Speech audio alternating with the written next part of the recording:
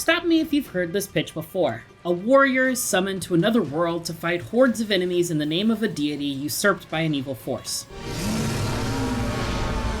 Yeah, but while its story and its boss fights might be phoned in, Warriors Abyss still manages to confidently put the 1 vs 1000 spin of its Dynasty Warriors roots onto the tried and true room-to-room roguelite template of games like Hades, and that's something I haven't seen quite as many times before. Combined with one of the most extensive rosters of characters I've seen in this genre, a simple yet impactful upgrade system, and screen-filling special attacks, this new roguelite managed to get at least a fair number of those good old just one more run hooks in me before its story trailed off.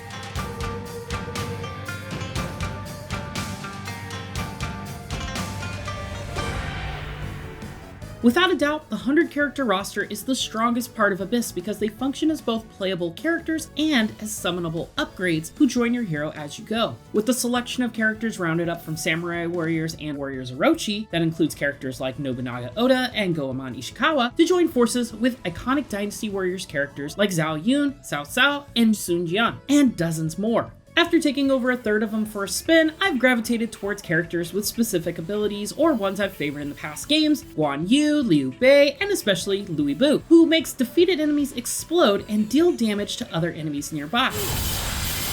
While each run never really felt all that different from the last, even when venturing outside my favorites, I still enjoyed the feeling of when my build came together to deal massive damage or overwhelm my enemies with multiple status effects.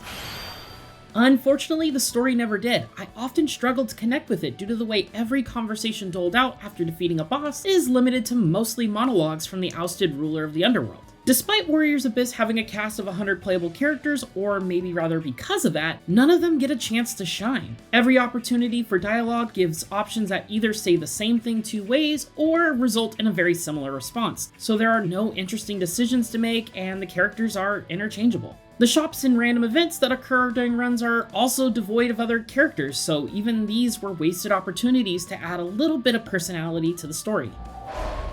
After the minimal setup, you are sent out to clear 4 stages, each consisting of 8 rooms and ending with a tougher but uninspired boss battle. There's an ogre, a skeletal griffin, and other supernatural things, and while that's more creative than we typically get in a Warriors game, they never managed to wow me. The main issue though is that even if they had wild visual designs, every boss battle would still play out the same way with telegraphed attacks and rechargeable barriers to be broken before you can damage their health bar. You don't have to look very hard to find isometric action games with bosses that are more outside the box than this.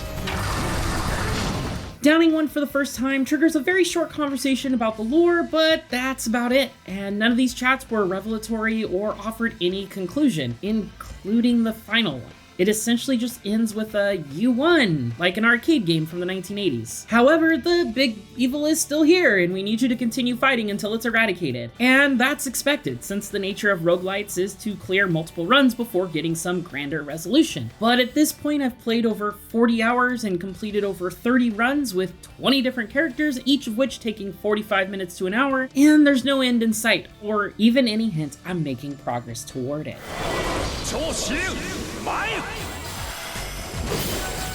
Thankfully, the large roster of characters and entertaining combat kept the repeated runs enjoyable, even if the story wasn't there. Every time you beat a room, you have the opportunity to recruit someone into one of your 6 slots, and they work something like boons in Hades, except you swap people in and out between rooms once they're in your inventory. There are also 30 different unlockable formations to choose from that add depth to your options, like empowering characters placed in odd-numbered slots, or improving your main hero's stats based on how many of a certain elemental emblem you've collected that run. By changing who I played as and which warriors I was recruiting to assist me on each run, there's enough variety to keep things interesting.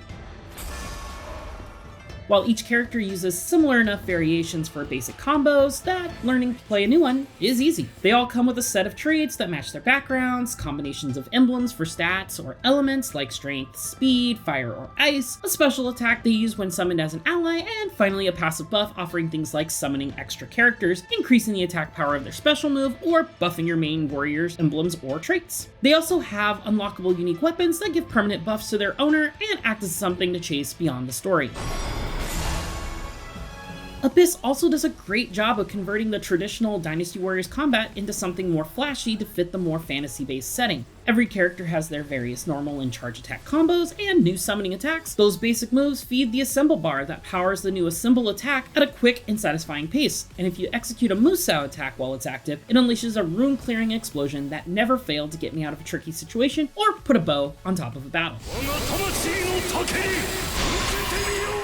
In practice though, the 100 Warriors don't fight all that differently. Outside of a few characters with unique special attacks, most deal one of 5 elemental damage types by creating zones of AoE damage, summoning tornadoes that pull enemies in, or conjure elemental blades from the ground. A select few grant buffs or inflict debuffs, and that's just a few of the options available. But even though summoning attacks and certain passives are repeated across the roster with only slight differences, there's enough variety there that I found I could easily create some level of synergy regardless of the warriors I had available on a run. There is some creative combinations you can pull off, and once you've recruited 6 heroes, you unlock the assemble attack, which is as powerful as it is cool looking.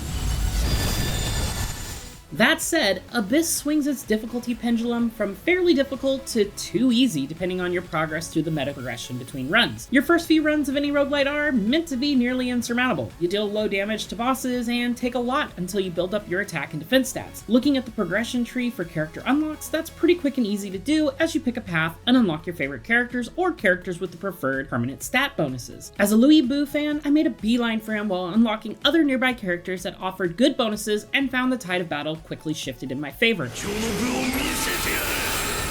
There are plenty of other great characters to unlock along the way. Some come with extra abilities, like Nobunaga, who gains a temporary power-up enabling additional attacks after using a specific combo. And characters gain cumulative levels the more you play them. Every 50 levels, they gain permanent bonuses to their attack and defense, meaning that with enough time and effort, even characters without special traits can gain enough power to tackle the most difficult challenges.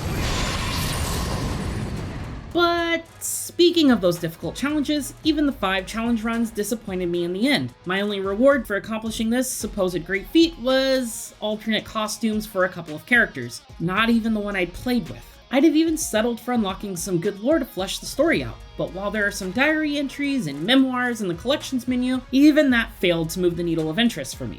I suppose there is always the chance the story may be resolved, or at least have more revealed after completing it with 30 different characters or more, but at this point, I don't have my hopes up. I will say this last thing for it though. Warriors Abyss has given me a new perspective from which to experiment with characters that I'd skipped over in main Dynasty Warriors games.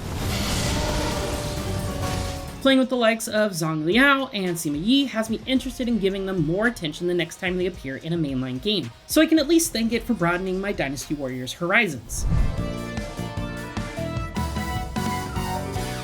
Warriors Abyss may stumble in its open-ended, cookie-cutter story and cut-and-paste boss battles, but the replayability that comes from its combat and the customization of its multitude of characters and builds helped keep me slashing through thousands of enemies for dozens of hours of roguelite runs. It's always great to see a long-running series like Dynasty Warriors experimenting with new genres because it often leads to innovation, and Abyss does succeed overall with adapting the ideas of a massive roster of characters and over-the-top Mousu action. However, not enough of the other elements of a genuinely excellent action roguelite line up here to make it the kind I return to for months.